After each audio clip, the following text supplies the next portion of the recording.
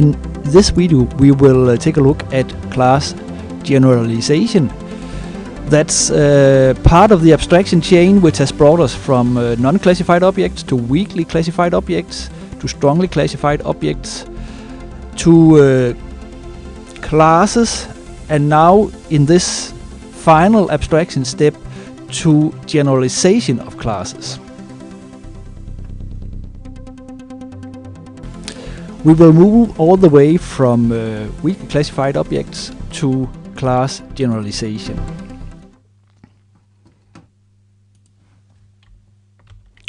Our plan is to construct 3 rectangular points defined in terms of x and y coordinates, P1, P2 and P3. And after that we'll define 3 polar points, P5, P4, P6. So these points are defined in terms of radius and angles.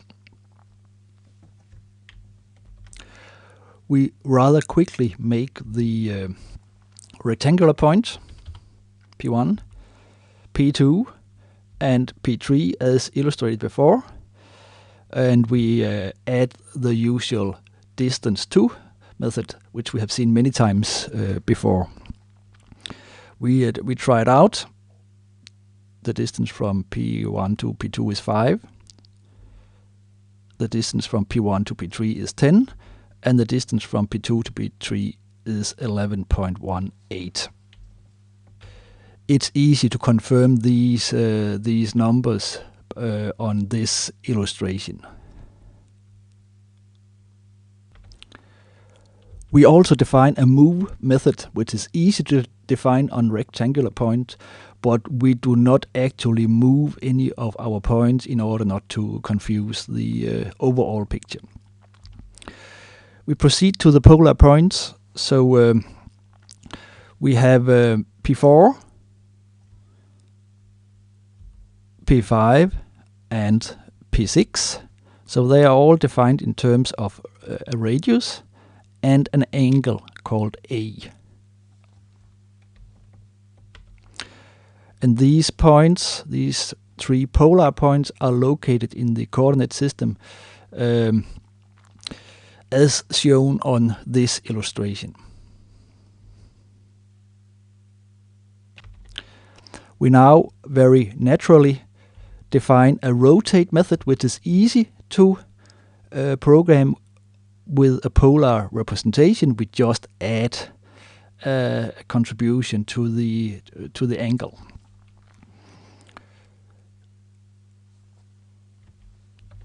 We can try it out.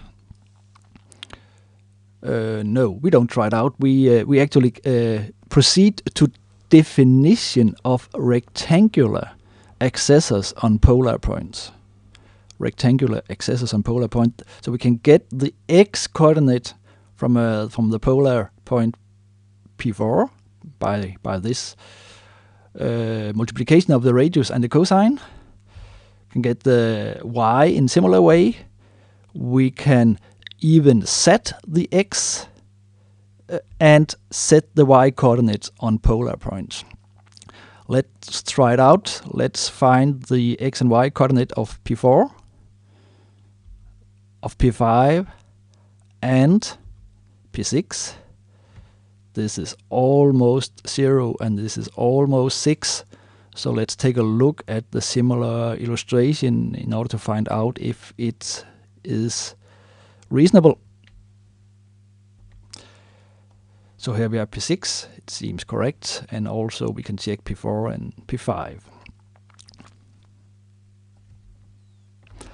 Now equipped with rectangular accessors, getters and setters on the polar point, we can explicitly borrow the distance to method from one of the rectangular point and put it into one of the polar points.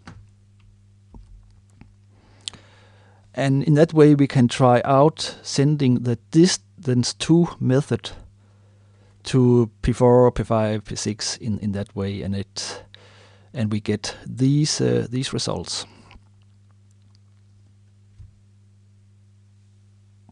We can also send similar methods to mixed points. Some of these points are rectangular, some of them are polar, and we get this list of results.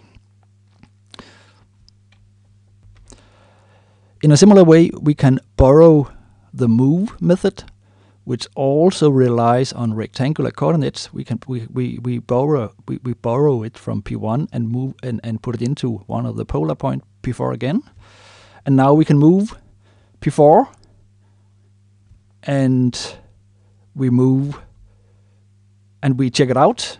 So now P4 is located here, and we clearly see in relation to what we have earlier seen that P4 is actually moved. Compare this thing here with the new location. I remind you that P4 is represented in the polar way, but we move it as though it was defined rectangularly. That's a trick, and that's a challenge. Let's, in a similar way move P5 and check it out. We see again that it has been moved. Compare this result here, the new location, with the previous location. It looks reasonable. Let's now, in a similar way, add polar accessors to the rectangular point. We add the get angle, the get radius, the set angle, and the set radius.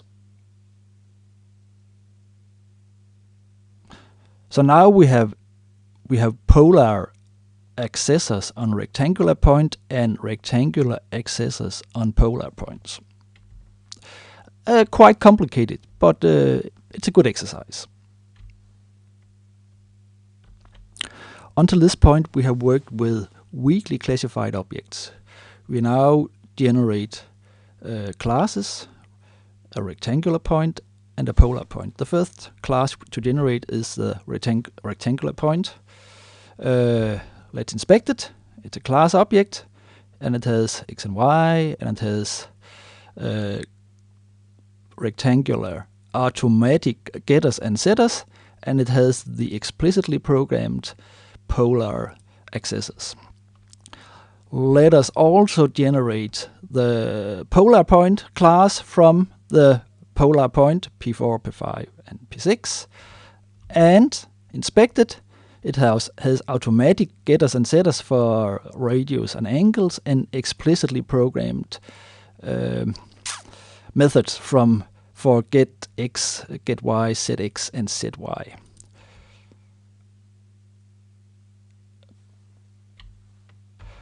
So the situation is now that we have a bunch of point objects. We have turned these into instances of classes. We have a class polar point, and we have a class rectangular point.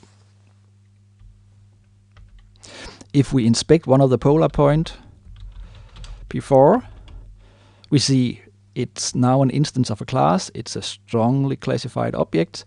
If we inspect one of the rectangular point P1, we see the similar thing. It's now an instance of the class. The final and crucial thing in this video is really what happens now. So pay careful attention to what is now done. Now I do a class generalization of the classes rectangular point and polar point. So we take these two classes, rectangular point and polar point, and we make a common generalization of these two classes to class point. So let's see what happened now. If we inspect class point, we see it's a class with the rotate, distance to, and move methods. So this is actually what we have asked for. We will elevate move, rotate, and distance, the move, rotate, and distance methods from both of these classes up to the new class point. If we inspect the rectangular point, we see that the method rotate, distance to, and move have been taken out of the rectangular point class and put into the superclass. And in a similar way, if we inspect the polar point class, it does not have the rotate, distance to, and move methods. These methods are taken from the superclass. So the essential step here is the movement from two specific classes, polar point and rectangular point, up to a common superclass called point. The theme of our work is gradual abstraction. We go by means of abstraction steps from something very concrete, for example, a non-classified point, a weakly classified point, a non-classified object, a weakly classified object, up to strongly classified objects defined and constrained by means of classes. And here we have seen the last abstraction step is how to go from individual classes to a common superclass using the ASL2 operation called generalize.